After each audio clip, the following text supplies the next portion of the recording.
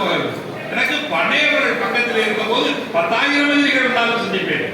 போ தூத்துக்குடி போ, கலக்கி விட்டு வா, என்ன வருகிறது பார்ப்போம் இருக்கிறார்.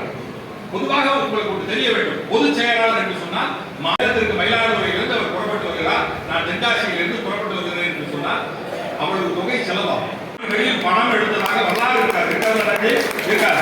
மட்டும் பண்ணையும் ராஜாராமன் மட்டும்தான்.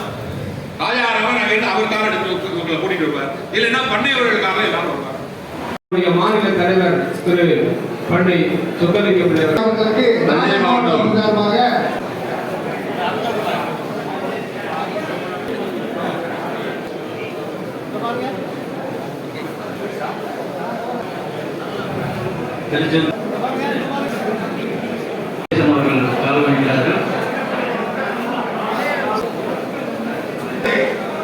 எங்களது அன்பு சகோதரர் சங்கர நாராயணன் அவர்களே, அதற்கு முன்னாலே பேசிய பல்வேறு மாவட்ட